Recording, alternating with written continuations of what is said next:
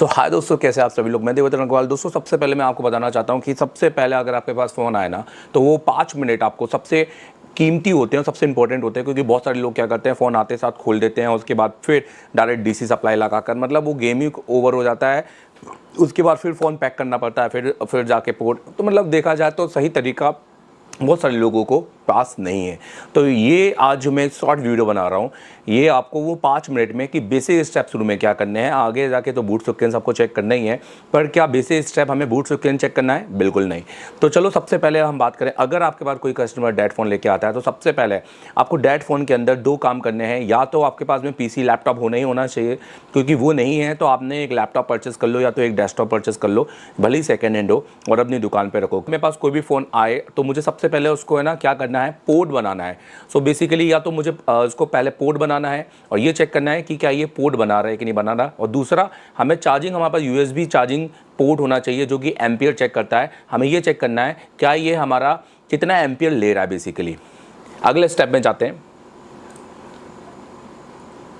दोस्तों पोर्ट बनाने की क्या कंडीशन है। दोस्तों ये फ़ोन अगर पोर्ट बना रहा है तो इसकी क्या कंडीशन है। तो वो सब कंडीशन नंबर 1, सबसे पहले जो पोर्ट बनता है वो एक नॉर्मल पोर्ट बनता है। उसके बाद जो पोर्ट बनता है वो एक ऑटो पोर्ट बनता है। ऑटो पोर्ट के बाद जो पोर्ट बनता है वो एक अबनॉर्मल पोर्ट बनता है। और उसके बाद जो एक बनता है वो है नो पोर्ट।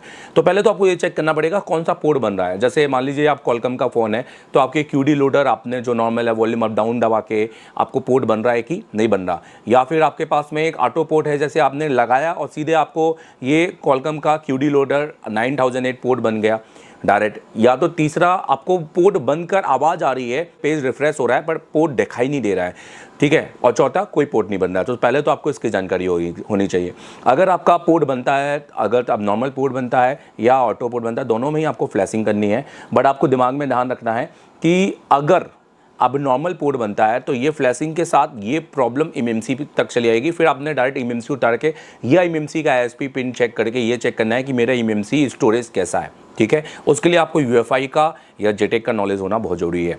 दूसरी बात, अगर दोस्तों अब नॉर्मल पोर्ट बनता है तो पहले तो आप फ़ोन के अंदर सॉर्टिंग चेक कीजिएगा पर्टिकुलर एरिया। जैसे एमएमसी क्या हो सकता है कि एमएमसी के वीसीसी वीसीक्यू लाइन, कोई लाइन शॉर्ट हो सकती है।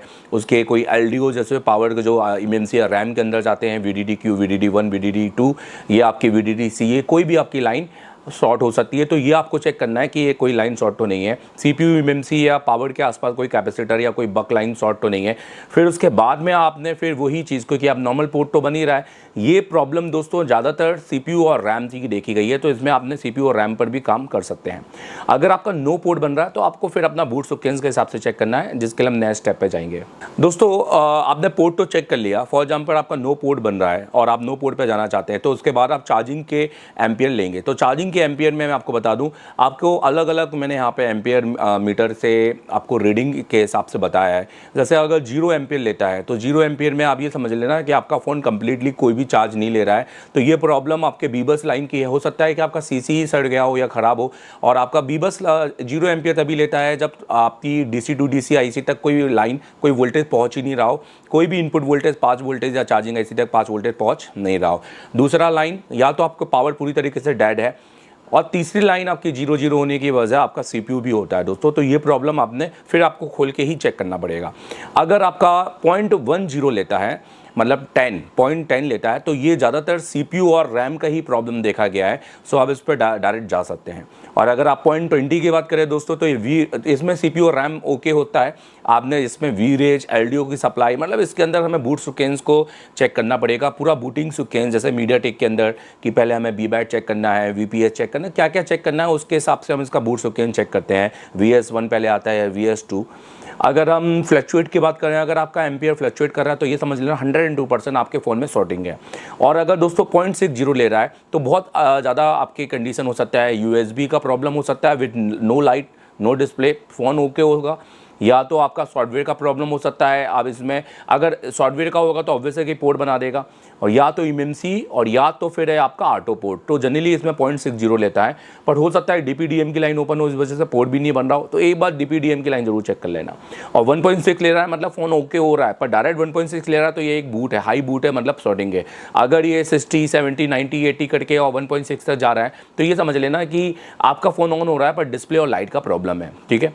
और लास्ट मैंने बताया 1.6 से अगर डाउन होते 0 आ जा रहा है तो ये फेक चार्जिंग है, बट नो लाइट, मतलब आपने यहाँ पे लाइट ही चेक करना है, कस्टमर का लाइट या डिस्प्ले चला गया है। तो अगर आपका फ़ोन फ्लैशिंग से यहाँ पे पोर्ट नहीं बनता है, क्योंकि देखो पोर्ट बन रहा है तो मैंने बता दिया क्या करना है। अगर पोर्ट नहीं बनता है तो आपने ऑब्वियस है कि आपने अपने चार्जिंग एम्पियर में चेक करना है। अगर चार्जिंग एम्पियर में भी 0 ले रहा है तो इसका मतलब है आपको फ़ोन खोलना है। सबसे पहले आपको बैटरी चेक करनी है कि बैटरी के मिनिमम हेल्थ जो बैटरी का मिनिमम जो वोल्टेज होना है वो 3.7 तो होना ही होना चाहिए। नहीं है तो आप एक नया बैटरी लगा के या उसको बूस्ट करके देख सकते हो। उसके अलावा आपको मल्टीमीटर से सबसे पहले सॉर्टिंग चेक करनी है। आपको एक कूल टेस्टिंग करनी है बी बैट पर, एक फॉरवर्ड और एक रिवर्स दोनों बायस में। फॉरवर्ड में आपको 300 से 800 या 700-800 तक रीडिंग मिलना चाहिए स्टेबल, और रिवर्स में आपको 1000 के ऊपर या ओएल मिलना चाहिए, नहीं तो ये आप मानी जाएगी प्राइमरी और सेकेंडरी में लीकेज। और आईडी थर्मल का जरूर लीकेज चेक कर लें, क्योंकि कुछ फ़ोनों के अंदर आईडी और थर्मल की लाइन नहीं होती है, तो ये भी आपको पता होना बहुत ज़रूरी है। और अगर मैं इसके बाद बात करूँ तो फिर डीसी सप्लाई में आपको चेक करना है कि भाई मेरी प्राइमरी लाइन या सेकेंडरी लाइन क्या शॉर्ट है, ऑटो रीड ले रहा है या क्या बूट सुकेन से ले रहा है। उसके लिए क्या बूट सुकेन ले रहा है, उसके लिए मुझे डीसी सप्लाई का एक मैं एक्स्ट्रा वीडियो बना दूंगा। मैंने कहा ना ये छोटा सा वीडियो होगा आप लोगों के लिए। तो अगर आपका ये ऑटो एम्पियर कंज्यूम कर रहा है तो मैं आपको एक छोटी सी हेल्प करना चाहूँगा। इसमें आपने सारे कैपेसिटर को चेक करना ही है, जैसे आपके पावर के, आपके सीपीयू के, आपके एमएमसी के आसपास के बाहर के जितने आउटसाइडर कैपेसिटर है ना, आउटसाइड कैपेसिटर बोलता हूँ मैं उनको, आपने सॉर्टिंग चेक करना है। अच्छा ये भी बता दूँ, ये भी पता होना चाहिए कि हर बीप मारने वाला कैपेसिटर शॉर्ट नहीं होता, पर उसका भी ये ट्रिक होता है। अगर आपने ये कैपेसिटर आप नहीं ढूंढ पा रहे हैं, फुल शॉर्टिंग है, अगर आप कैपेसिटर नहीं ढूंढ पा रहे हैं तो अपनी डीसी टू डीसी आईसी का जो आपकी चार्जिंग कॉइल होती है, चार्जिंग का जो डीसी टू डीसी और चार्जिंग होती है, उसमें जो आपकी चार्जिंग आपका स्विचिंग कॉइल होता है, उसको उठाकर आपने बीपीएच पे आप वोल्टेज इंजेक्ट कर सकते हैं। ये हाफ शॉर्टिंग के अंदर, माइनर शॉर्टिंग के अंदर जनरली किया जाता है कि कहाँ पे जाकर हो रहा है, क्योंकि जनरली ये होता है फुल शॉर्टिंग में। जब फुल शॉर्टिंग होता है तो डायरेक्ट रोजिन अप्लाई कर सकते हैं, पर रोजिन तब अप्लाई नहीं करते जब आपका हाफ शॉर्टिंग या माइनर शॉर्टिंग होता है। तो जनरली देखो शॉर्टिंग पर भी केस पे मैं बहुत जल्दी वीडियो बनाने वाला हूँ, मुझे कमेंट करके बताना किस किस को वीडियो चाहिए। आपके फ़ोन में पोर्ट नहीं बन रहा है, चार्जिंग 0 ले रहा है और बूटिंग भी 0 ले रहा है, तो ये समझ लेना कि आपको है ना अब पावर की के वोल्टेज चेक करना है। और पावर की हो सकता है पावर की के वोल्टेज ही आपके नहीं आ रहे हो। सो कॉलकम और मीडियाटेक और सब में पावर की के वोल्टेज अलग अलग आते हैं, सब में 4.2 या सब में 1.8 नहीं आते। ये आप तो सीक्वेंस से हिसाब से चेक करना है। उसके बाद फिर आपको सीपीयू के सीक्वेंस के हिसाब से बूट सीक्वेंस, मतलब आपको आगे बढ़ना है। जैसे मीडियाटेक होता है तो सबसे पहले हम क्या चेक करते हैं भाई, हम सबसे पहले बीबस की लाइन चेक करते हैं। बीबस के बाद हम फिर क्या चेक, क्योंकि बीबस इनपुट होता है, आपने ऑब्वियसली चार्जर लगा के सारी लाइनों को आपको स्विचिंग ऑन करना होगा। फिर आपने उसके बाद बी बैट हो गया, आपकी बीपीएच लाइन हो गई, आपकी वीआरटीसी, आपकी वीआरटीसी हो गया, आपके ऑक्सिलरी वोल्टेज हो गए, आपके VS1 और बहुत सारे ऐसे वोल्टेज हैं जिसको आपको चेक करना है। 3 तरह की सप्लाई होती है। पहले क्या होता था 3G मोबाइल होते थे तो उसमें सिंगल पावर एसी होती थी, तो वहाँ पे सिर्फ बी बैट की लाइन होती थी जो सब जगह जाती थी। जैसे पावर को भी ऑन करना है तो बी बैट चाहिए, लाइट को ऑन करना है तो बी बैट चाहिए। अभी क्या हो गया, सेकेंडरी 4G के मोबाइल के अंदर DC to DC पावर आ गया, तो वहाँ पर क्या हो रहा है, बी बैट सिर्फ दे रहा है DC to DC को, पर वो क्या कर रहा है उसको कन्वर्ट करके BPH बना रहा है, SYS बना रहा है, बी बैट SYS बना रहा है। और उसके बाद अब क्या आ गया, 5G सेट आ गया ना, तो उसके अंदर क्या हो गया है, अब 4G और 5G में ही आ गया है।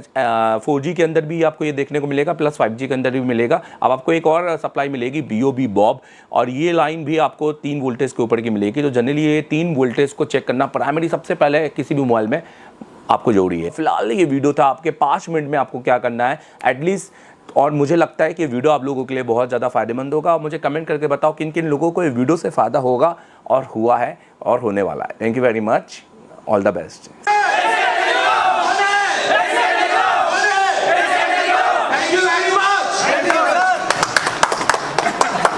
ज़्यादा बढ़िया लग रहा है। अगर आपको भी अगर बढ़िया लग रहा हो तो इसको लाइक कर दो और शेयर कर दो। सर मैं आपको बताना चाहूंगा, हर महीने एक स्टूडेंट को आप गिफ्ट देंगे, एक माइक्रोस्कोप, वो भी उसकी नीड को देख के। बिल्कुल, ये ठीक है, ये तो बहुत अच्छा रहेगा, मजा आएगा देखने में, और आपको पता चलेगा कि सस्ता सस्ता ही होता है, और जो स्टेबल होता है वो ही गारंटी दे सकता है और वही सिखा सकता है। और एक टाइम फीस दूंगा, जिंदगी बनाऊंगा, सस्ते के चक्कर में रहूंगा नहीं, ये बात आपको सीखना है।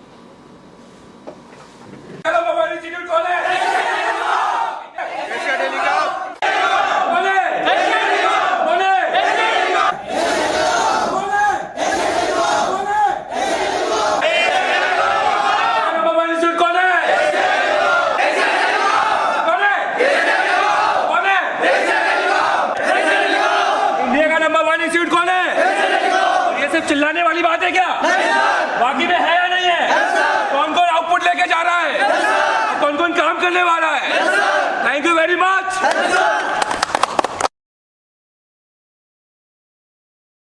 अगर आप मोबाइल तकनीशियन हो और आईसी चिप लेवल का काम नहीं कर पा रहे हो और आप सीपीयू ईएमएमसी पर काम करना चाहते हो तो आज ही कॉल करें एडमिशन के लिए। हम आपको देंगे गारंटी वर्क। 3 दिन में पावर आईसी और चौथे दिन में सीपीयू करवा देंगे। हम देंगे आईसी पैड लाइन की जानकारी। यहाँ हॉस्टल मेस की सुविधा फ्री है। हम बनाएंगे आपको तकनीशियन से टीचर, ये आपसे वादा है।